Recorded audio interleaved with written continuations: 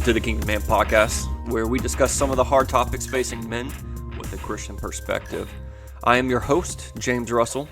Happy to be with you today. Guys, let's just jump in here and talk about what's on my heart. It's been on my mind for a couple weeks now, but now I have the opportunity to share it with you. So what we're going to be talking about is thinking versus feeling.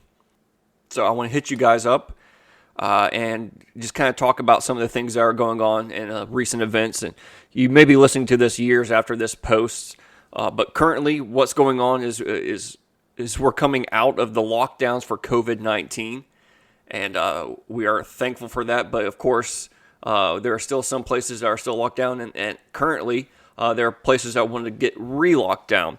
The crisis is still ongoing, but we're not even thinking about that. The big topic currently is really about the vaccine. And you may have your own thoughts and opinion on that, and you're entitled to have your thoughts and opinions on that. The government currently is mandating that federal employees be vaccinated. And I know that several hospitals and other big companies are doing the same thing. And you may be thinking, as several people are, if the virus is deadly and there's a vaccine for it, why wouldn't you protect yourself and get the vaccine? And that would be a great question, but like many things in life, there's more to it than just that. There's nuances, there's several things that need to be interjected into that conversation, and really I'm not here to have that conversation, but I guarantee you, wherever you are, you probably have a very firm opinion as to what that answer should be. Do you get the vaccine on your own? Should it be mandated? Like I said, there's a variety of different ways to look at it. But I'm not here to talk about that. I want to talk about that in the sense that of how do you come to the decision as to what you do concerning this vaccine, or what you do concerning any opportunity or decision that you may face in the future. I want to talk about thinking versus feeling, because you can find a source to support your viewpoint, whatever that viewpoint may be. You can copy that source and share it on your social media to show that you agree with it, and that makes you feel good. No doubt. The problem is that we feel vindicated when we see something that agrees with our stance. And out of that feeling, we make decisions and arguments that further support our feelings. You may be thinking, well, why is that a problem? I remember hearing a quote years ago, and when I looked it up, I couldn't find exactly how it was phrased or who said it. So I'm not saying I thought of this on my own. I've heard it somewhere else, but it has stuck with me, and I hope that it sticks with you. And the quote goes something like this: "Feelings are poor leaders, but excellent followers." Feelings are poor leaders, but excellent followers. Well, what does that mean? That means that you shouldn't let your feelings drive your actions. Why? Because your feelings will mislead you. They'll take you down paths that you really don't want to go down. Feelings will never get you where you actually want to go. Oh, they'll take you on a ride, and it will be full of ups and downs, and it will be an adventure if you want, but it will never end where you want it to end. So what do you do to counteract that feeling taking the lead? When you've done the work of detaching from what you feel and focus on what you know, and then grow that knowledge base, you make the knowledge the leader. And then the feelings can accompany you on your journey. Does that make sense? So yes, feelings are a part of the journey. They're a part of everyone's journey. You cannot help but feel certain ways about certain things. It may be the way that you've been brought up, or it may be just the culture that you live in. We all have feelings about how things should be done. But the deal is, we don't need to let those feelings lead the way. They're great followers, but horrible leaders. Social media is excellent at getting you to get all up in your feels. It is designed to get you to react to something. In fact, they want you to get more engaged with whatever. They want you to get entangled with their product, with their page, with what they're pushing. And it's not always what you agree with that actually gets you to engage. What gets most people to engage on social media and go back and forth are things that trigger you. Social media has these algorithms that will make sure that you see things that, one, that you agree with, and two, that you totally disagree with, to the point that you become upset, angry, because they want you to be angry. They want you to be deep into whatever feeling they can get you into so that you go back and then you begin to get entangled in the web. And I don't mean the World Wide Web. I mean what they're laying out there as a trap. Because their ultimate goal is not to make you happy. They want more traffic. And the way to get more traffic is to get you upset about something. To come back and come back and come back to see what other people... Because you'll see something that you like and you'll share it. And then you sit back and wonder, okay, is anyone liking what I liked? Has anyone else shared what I just shared?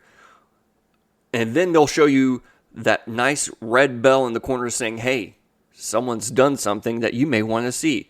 Someone's reacted to something that you've done. They've either put a post on or they liked it, they share, whatever the deal may be. So you go back time and time again to see that little notification bell. Because that gives you a little dopamine hit. It gives you a feeling that I'm doing something when actually you're doing nothing. And I don't know if you've noticed, but they'll begin to light up that bell for absolutely no reason, but just to get you to come back because maybe my bell is lit up. Maybe I have a notification. They want you to get so deep into that trap to the point that I'm sure you know people, and you may be that guy who can't go to the bathroom without having his phone out. I've been there before myself. This is ridiculous, guys. Every time they can get you to react to something, they build their engagements. And then we get entangled in the web. They want you to have strong feelings. They want your feelings to lead your actions. Because if they can get your feelings to lead your actions, then someone else's feelings are going to react to your actions. And then they get this cycle going. Hear me, men. It's okay to have strong feelings about things, but it's not okay to let those feelings dictate your actions. And we've seen this. How many friends and family members have you heard of that they're getting divorced because they fell out of love? That, to me, is a good indicator that their feelings dictate their actions. Because the marriage covenant is not something that should be entered based upon how you feel.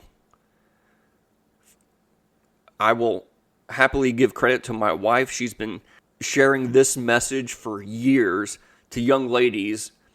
And obviously it's something that's near and dear to her heart. And because it's on her heart so often, it's in my ear so often. But love is not a feeling. Love is a choice. Don't get me wrong, there are emotions and feelings that come up as a result of love, of that choice. But like we said before, feelings are horrible leaders, but great followers. You need to put in some thought and time before you enter marriage, before you say to someone that I love you. You can feel that way, absolutely. But did you make the choice? There's more to loving than just how you feel. There's way more to loving. Ask the best couple that you know what the secret is to their marriage. It's going to be something along the lines that they chose to love their mate every single day. It's a choice that you make every day, despite how you feel, despite what they've done, despite they put their toothbrush in the wrong spot. Because when they put their toothbrush in the wrong spot, it we get to a point where every little thing can annoy us and make us feel angry, and just love is not a feeling. There are feelings that accompany it, but love is a choice. We need to make sure we make rational decisions. Otherwise, we will be led astray by our feelings. Don't let your feelings dictate where you go, because you'll never end up where you want to be. Don't be led by your emotions. Take a step back. Detach from your feelings and determine your actions based on the evidence. Slow down and remind yourself to respond based on what you think about the situation, not how you feel about it. Because I'm hearing a whole lot of people telling me how they feel about this COVID vaccine, but not too many people who are telling me what they think. Because thinking is harder. Thinking means you actually may have to do some research. Thinking means I have to come up with a rational decision. But it's so easy to go off and let people know how you feel. Because you don't have to have any rationale for how you feel. You don't have to produce a study for how you feel. You get to feel however you want to feel. And they get to feel however they want to feel. And we go nowhere real quick based on feeling. Men, don't be led by your emotions. Think about it. Let your emotions follow your thoughts. But don't let it lead your actions. Thank you for listening to the Kingdom Man podcast. And we are available on Apple Podcasts, Amazon Music, iHeartRadio, and Spotify. Please help us out by liking and subscribing wherever you listen to your podcasts. And also, you can connect with us on the Kingdom Man Podcast Facebook page. You can like and follow us there. And do us a favor and share this with any men that could benefit from these conversations, from these thoughts, as we do our best to become better, stronger kingdom men. Thank you. This is James Russell. See you next time.